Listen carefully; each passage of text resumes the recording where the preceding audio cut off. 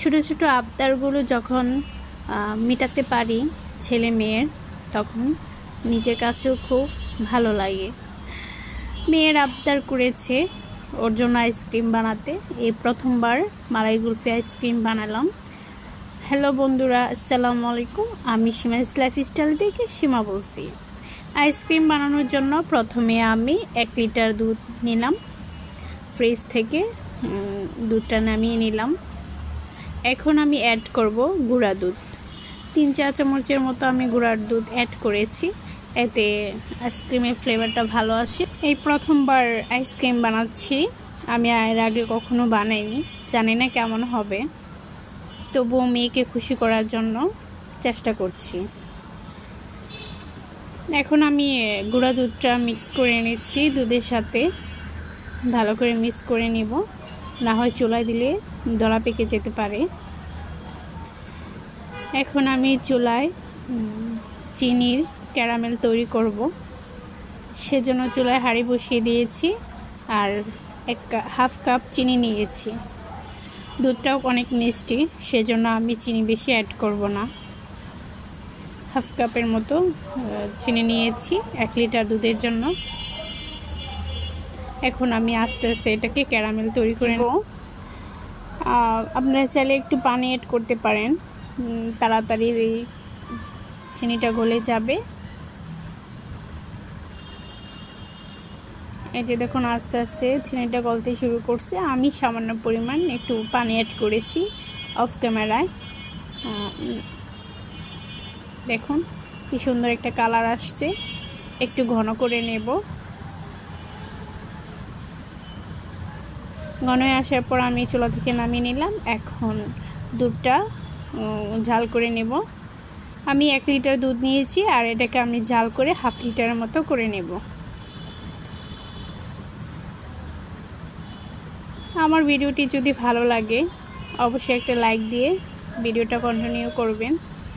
আমার চ্যানেলে যারা নতুন ভিজিট করছেন, যদি ভিডিওর কোনো অংশ ভালো লেগে থাকে, চাইলে চ্যানেলটিকে সাবস্ক্রাইব করে পাশে থাকা বেল বাটনটি অল করে নিতে পারেন।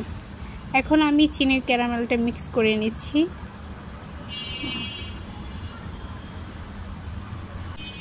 ক্যারামেলটা দেওয়ার পরে এটা আস্তে আস্তে দুধের কালারটা চেঞ্জ হবে, সুন্দর একটা কালার আসবে। এবং এই যে দেখুন, কালারটা পরিবর্তন হয়ে গেছে, অনেকটা ক্রিমি কালার হয়ে গেছে।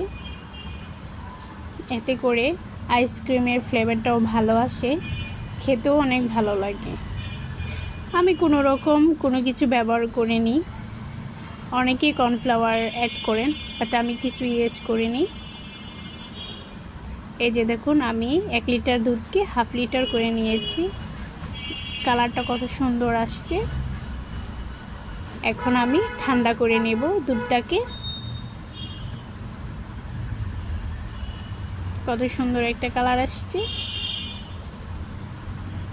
এখন আমি একটা আইসক্রিম বক্সে দুধটা ঢেলে নেব।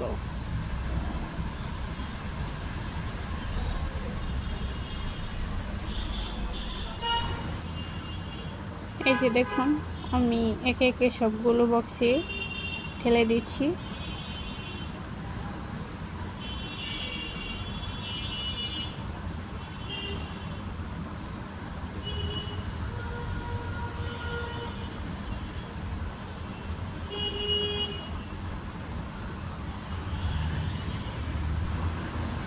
দুইটা আমি এক কালার দিব, সেজন্য কালার করে নিয়েছি।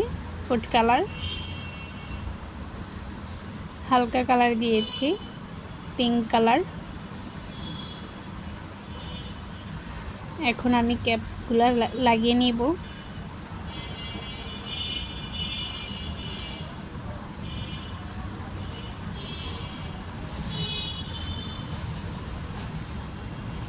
আপনারা বাসায় চাইলে এভাবে খুব সহজে আইসক্রিম বানিয়ে নিতে পারেন।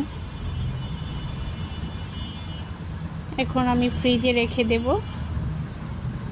ঠান্ডা ডিপ হওয়ার জন্য। এই যে দেখুন, আমি প্রায় 5 ঘন্টার পর ফিরে এসেছি। দেখুন কতটা সুন্দর হয়েছে এবং কালারটা জাস্ট ওয়াও। আসলে খেতে এতটা মজা হয়েছে, আমি একদম অবাক, অনেক মজা হয়েছে খেতে, কালারটাও জাস্ট অনেক সুন্দর আসছে। আমার ভিডিওটি যদি ভালো লাগে অবশ্যই কমেন্ট করে জানাবেন। আমি সবগুলো খুললাম না, কারণ গলে যাবে, সেজন্য দুটি খুলে আপনাদেরকে দেখালাম। আজ এই পর্যন্তই। আল্লাহ হাফিজ।